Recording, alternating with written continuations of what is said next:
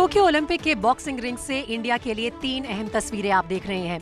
सबसे पहली तस्वीर मैरी कॉम की, जिन्हें कल की हार पर अभी भी यकीन नहीं हो रहा और वो अभी भी अपनी हार पर सवाल उठा रही हैं। दूसरी तस्वीर सिमरनजीत कौर की, जो फेवरेट होने के बावजूद पहले राउंड में हार गईं। और तीसरी और सबसे अच्छी तस्वीर आज के दिन की लवलीना बोरगोहेन की, जिन्होंने आज बॉक्सिंग में एक मेडल पक्का कर दिया। बॉक्सर लवलीना ने टोक्यो ओलंपिक में भारत का दूसरा मेडल पक्का किया। ओलंपिक में मेडल जीतने वाली इंडिया की दूसरी महिला बॉक्सर बनी। लवलीना ओलंपिक में हिस्सा लेने वाली असम की पहली एथलीट हैं। ओलंपिक में पिछले 7 मेडल महिला एथलीट्स ने इंडिया की झोली में डाले। इस ओलंपिक में अब तक दोनों मेडल भारतीय महिलाओं ने जीते हैं।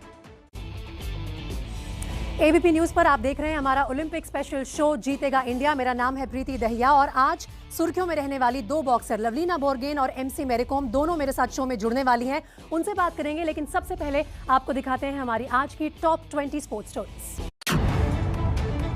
लवलीना बोरगोहेन ने टोक्यो ओलंपिक में भारत का दूसरा मेडल पक्का कर दिया है। 69 किलोग्राम वेल्टरवेट कैटेगरी के क्वार्टर फाइनल मुकाबले में लवलीना ने चीनी ताइपेई के नियेन चिनचेन को 4-1 से हराया और सेमीफाइनल में पहुंच गई। पीवी सिंधु ओलंपिक के सेमीफाइनल में पहुंची, यानी मेडल से वो एक जीत दूर हैं। सिंधु ने जापान की अकाने यामागुची को सीधे गेम्स में 21-13, 22-20 से हराया। सिंधु का सेमीफाइनल मैच कल होगा। सिंधु ने पिछले ओलंपिक में सिल्वर मेडल जीता था। तीरंदाजी में दीपिका कुमारी का ओलंपिक में सफर खत्म। क्वार्टर फाइनल में कोरिया की अनसान ने सीधे सेटों में 6-0 से हराया। दीपिका कुमारी ने ये मुकाबला 27-30, 24-26, 24-26 से गंवाया। हॉकी में भारत का शानदार प्रदर्शन, मेजबान जापान को 5-3 से हराया। भारतीय हॉकी टीम ने लीग चरण में 5 में से अपने 4 मुकाबले जीते और क्वार्टर फाइनल में प्रवेश किया। अब भारत क्वार्टर फाइनल में 1 अगस्त को खेलेगा। एमसी मैरी कॉम ने अपने प्री क्वार्टर फाइनल मैच पर एक बार फिर सवाल उठाया है। उन्होंने कहा कि गुरुवार को मैच शुरू होने से चंद मिनट पहले उन्हें ड्रेस बदलने को कहा गया था। सिमरनजीत कौर का ओलंपिक में सफर खत्म हो गया है। 60 किलो भार वर्ग में सुधापोर्न सिसोली ने भारतीय मुक्केबाज को 5-0 से हराया। भारतीय महिला हॉकी टीम ने करो या मरो मुकाबले में आयरलैंड को 1-0 से हरा दिया है। भारत की तरफ से नवनीत कौर ने कप्तान रानी रामपाल के शानदार पास पर गोल दागा। भारतीय टीम के अगले दौर में जाने की उम्मीद अब भी बची हुई है।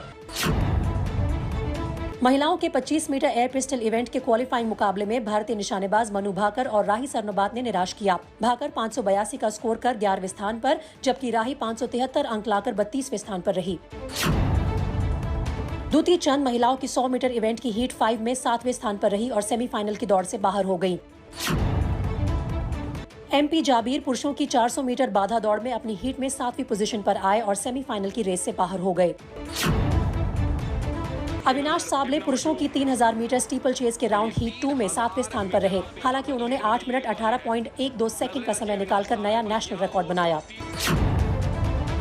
सर्बिया के नोवाक जोकोविच ओलंपिक में उलटफेर का शिकार हुए। सेमीफाइनल में जर्मनी के अलेक्जेंडर ज़्वेरेव ने जोकोविच को हराया। जोकोविच अब ब्रॉन्ज मेडल के लिए मैच खेलेंगे। कृणाल पांड्या के बाद श्रीलंका दौरे पर युजवेंद्र चहल और कृष्णप्पा गौतम भी कोरोना से संक्रमित हो गए हैं। कल सीरीज खत्म होने के बाद पूरी टीम भारत लौटेगी, लेकिन कृणाल, चहल और कृष्णप्पा गौतम अभी श्रीलंका में ही रहेंगे। तीसरे और आखिरी T20 में टीम इंडिया की शर्मनाक हार। पहली बार श्रीलंका के खिलाफ T20 सीरीज भी गंवाई। टीम इंडिया ने पहले खेलते हुए 8 विकेट पर 81 रन ही बनाए। श्रीलंका ने 7 विकेट से ये मैच जीतकर सीरीज पर 2-1 से कब्जा किया। सिर्फ 5 बल्लेबाजों के साथ उतरी टीम इंडिया के 36 रन पर 5 विकेट गिर गए। 3 बल्लेबाज ही दोहरे अंक तक पहुंच सके। 7वें नंबर पर उतरे कुलदीप यादव ने सबसे ज्यादा नाबाद 23 रन बनाए। 24 साल के लेग स्पिनर वानिंदु हसारंगा ने टीम इंडिया के खिलाफ जन्मदिन पर 9 रन देकर 4 विकेट लिए। वो ऐसा करने वाले सिर्फ दूसरे गेंदबाज हैं। इससे पहले दक्षिण अफ्रीका के लेग स्पिनर इमरान ताहिर ने 2014 में अपने जन्मदिन पर नेदरलैंड्स के खिलाफ 4 विकेट लिए थे। शिखर धवन के नाम दर्ज हुआ शर्मनाक रिकॉर्ड। गोल्डन डक होने वाले पहले भारतीय कप्तान बने। शिखर पारी की चौथी गेंद और मैच की अपनी पहली ही गेंद पर ढेर हो गए। तेज गेंदबाज संदीप वॉरियर को श्रीलंका के खिलाफ तीसरे T20 मैच में अंतर्राष्ट्रीय डेब्यू का मौका मिला, जब उन्हें प्लेइंग 11 में चोटिल नवदीप सैनी की जगह मौका दिया गया। इसी के साथ 6 मैच की श्रीलंका के दौरे में टीम इंडिया के कुल 12 खिलाड़ियों का डेब्यू हुआ।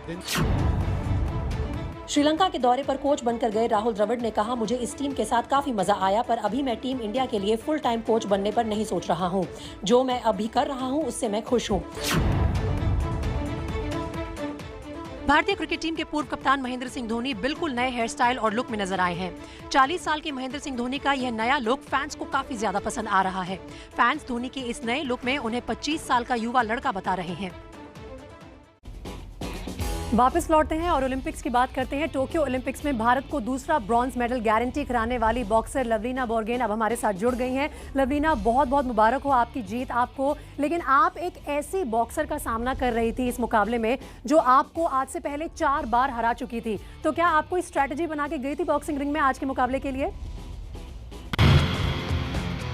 पहला रिएक्शन तो ये था कि मैं इसी लड़की के साथ 4 बार हार चुकी हूँ अभी तक। तो मेरे लिए ये बहुत चैलेंज था कि मैं खुद को कैसे प्रूव करूं। मैंने ये नहीं सोचा था कि मैं दूसरे को प्रूव करके दिखाना है। मैं खुद को सोचा था कि मुझे खुद को प्रूव करके दिखाना है कि मतलब यही मौका है। मैं 4 बार हारने का मतलब बहुत बदला यहीं पे ले सकती हूँ। तो मैंने उसी हिसाब से कोई भी स्ट्रेटेजी नहीं था, लेकिन क्योंकि कोई भी स्ट्रेटेजी बना के जाने से वहां पे ओपोनेंट उसको पकड़ सकते हैं। तो मैंने कोई स्ट्रेटेजी नहीं था। मैंने सोचा भी जो भी होगा वहीं पे मैं देखूंगी और वहीं पे हर सिचुएशन को हैंडल करूंगी, ऐसे सोच के ही गई थी। और बहुत बहुत ज्यादा अच्छा लगा खेल के, बहुत मजा आया, खुल के खेल रही थी मैं। लवलीना, अभी तो सिर्फ ब्रॉन्ज मेडल पक्का हुआ है, अभी आपका ओलंपिक का सफर बाकी है, लेकिन यहाँ तक पहुंचकर अपने नाम पक्का कर लेना एक मेडल, क्या आप अपने क्रिटिक्स को कुछ कहना चाहेंगे? पहली बात तो अभी मैं इतना सब कुछ नहीं सोच रही हूँ, क्योंकि मुझे मतलब इसमें ही मुझे नहीं रुकना है, ब्रॉन्ज में ही नहीं रुकना है, मुझे गोल्ड तक जाना है। लेकिन मैं रिंग में उठने से पहले, हाँ, मैं जरूर सब कुछ याद करके ही उठी थी मतलब रिंग में उठने से पहले नहीं, उससे पहले जो टाइम मिलता है उस टाइम पे मैंने सोचा था कि 8 साल से मैं मतलब जो कुछ भी हो रहा है, जितना मैंने मेहनत किया है, क्या लोग कहते थे, सबके बारे में मैंने एक बार सोचा था और मुझे प्रूफ करके दिखाना है सबको, ऐसे सोचा था मैंने।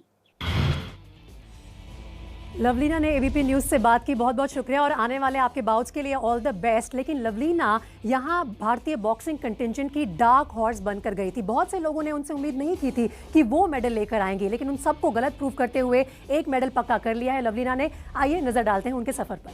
क्या खूब लड़ी लवलीना, निगाहें पदक पर और मुक्का प्रतिद्वंदी के चेहरे पर। लवलीना बोरगोहेन कल तक गुमनाम थी, लेकिन आज इतिहास की दहलीज पर खड़ी है और उनके इन ताबड़तोड़ मुक्कों ने गरीबी, सुविधाओं की कमी, सालों तक उनके रास्ते में आई हर परेशानी को परास्त करके रख दिया है। ये खुशी, ये जश्न लवलीना की इंडिया की नई ओलंपिक मेडलिस्ट बनने का है।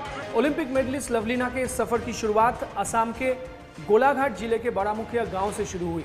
2000 की आबादी वाले इस गांव में बुनियादी सुविधाएं तक नहीं है, लेकिन अभाव की जिंदगी बिताकर भी लवलीना आज करोड़ों युवाओं की आदर्श बन चुकी है। लवलीना के पिता 1500 रुपए की नौकरी करते थे। घर में 3 बेटियां थी और सबसे छोटी बेटी है लवलीना। गांव के लोग परिवार को बेटे की कमी का एहसास करवाते थे, लेकिन आज उनकी बेटी पर गांव नाज कर रहा है और पिता के संघर्ष ने बेटी को धाकड़ बना दिया है। 13 साल की उम्र में लवलीना को एक दिन उनके पिता ने अखबार में अमेरिका के महान बॉक्सर मोहम्मद अली की कहानी दिखाई। 3 बार के वर्ल्ड चैंपियन मोहम्मद अली की जिंदगी का लवलीना पर ऐसा असर पड़ा कि उन्होंने बॉक्सिंग को ही अपना करियर बनाने का फैसला किया। ये वो फैसला है जिस पर आज पूरे देश को गर्व है। तो जहां बॉक्सिंग से लवलीना बोरगोहेन की खुशखबरी आई, वहीं देश अभी भी मैरी कॉम की हार से उभर नहीं पाया है। खुद मैरी कॉम से मैंने आपसे कुछ देर पहले बात की और मैरी कॉम को ये लगता है कि उनके साथ गलत हुआ।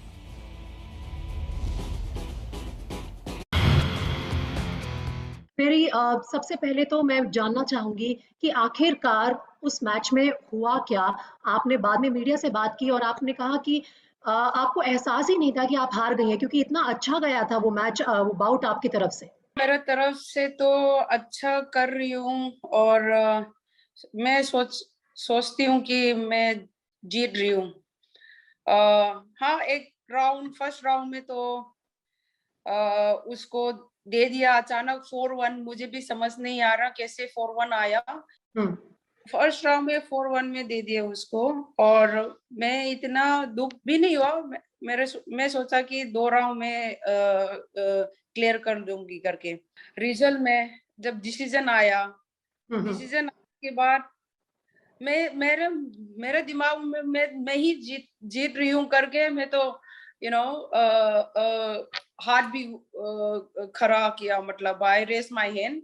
और मेरे पीछे मेरा कोच आया और बता रहा है कि आप मेरे तरफ से आप जीता है। मतलब ऐसे क्यों मेरे को ऐसे बोला है मेरे को, मैं जीता हूँ, क्यों मैं क्या हुआ, मैं हारा नहीं हूँ करके। और नहीं, आप हारा है तू, 3-2 में आप हारा है करके। फिर अचानक नोटिफिकेशन मिला, और मैंने खोल के देखने के बाद रिजू सर का उसने ट्वीट किया, देखा। तब फिर मेरा रियलाइज हुआ, अरे मैं हार गया था क्या। ऐसे कभी जिंदगी में मैं ऐसे हुआ नहीं था कि ऐसे कैसे हो सकता है। एक आपका बाउट शुरू होने से पहले कंट्रोवर्सी हो गई थी आपकी जर्सी को लेके, क्या विवाद था वो? आपका नाम नहीं लिखा होना चाहिए उस पे, क्या कहा था रिंग रेफरी ने जब आपको बोला कि आप बदल के आइए यूनिफॉर्म? वही सेम जर्सी में पहन के खेला हूँ, और अभी क्या प्रॉब्लम है, क्या लग रहा है कि नहीं पहन सकती है करके। सारे अपना अपना कंट्री का इंडिया फ्लैग वो करके, और ना पीछे नाम लिखो ना लिखो। वेलेंसिया की जर्सी पे भी उनका नाम था, जो आपकी प्रतिद्वंदी थी उनका नाम था। हाँ, उसका नाम भी था। मेंटली भी हैरास किया है, बहुत बुरा लगा। कुछ सोचा नहीं था पहले तो, लेकिन क्या डिसीजन में आने के बाद कुछ न क्या सोच के मेरे को बहुत दुखी हुआ। हमारे साथ शो में जुड़ रहे हैं बॉक्सिंग फेडरेशन ऑफ इंडिया के प्रेसिडेंट अजय सिंह। अजय जी, अब से थोड़ी देर पहले मैरी कॉम ने हमें प्रतिक्रिया दी है अपने कंट्रोवर्शियल बाउट के जो निर्णय आया है उस पर, और उससे पहले जो जर्सी को लेकर कंट्रोवर्सी हुई थी उस पर भी। बॉक्सिंग फेडरेशन ऑफ इंडिया इस बारे में क्या सोच रही है? आप लोग क्या कदम उठा सकते हैं? उस पर मैं कोई टिप्पणी नहीं करना चाहता। मैरी कॉम हमारी सबसे बेहतरीन और सबसे मशहूर खिलाड़ी है, और बहुत ही क्लोज फाइट था, और हमें लगा कि बिल्कुल उनको जीतना चाहिए था मेरी कॉम को। लेकिन आप जैसे जानते हैं ये सब्जेक्टिव स्पोर्ट है, इसमें कभी कभी फैसले आपके हिसाब से नहीं होते, और उससे ज्यादा हमें उस पर ज्यादा कोई कमेंट करने की आवश्यकता नहीं। चलिए ठीक है अजय जी, एबीपी न्यूज से बात करने के लिए बहुत बहुत शुक्रिया। बैडमिंटन सिंगल्स की अब सेमीफाइनल में पहुंच चुकी हैं पीवी सिंधु, और आज उन्होंने सामना किया था क्वार्टर फाइनल मुकाबले में मेजबान देश जापान की अकाने यामागुची को। सिंधु ने यामागुची को सीधे मुकाबले में 21-13, 22-20 से हरा दिया। अब अगला मुकाबला है चाइनीज ताइपे की ताई त्यूजिंग से। सेमीफाइनल में ये मुकाबला खेला जाएगा कल दोपहर 2:30 पर, और इस मुकाबले से जुड़ी सारी खबरें आपको यहीं मिलेंगी एबीपी न्यूज पर। तो कल फिर से होगी आपसे मुलाकात। फिलहाल मुझे दीजिए इजाजत।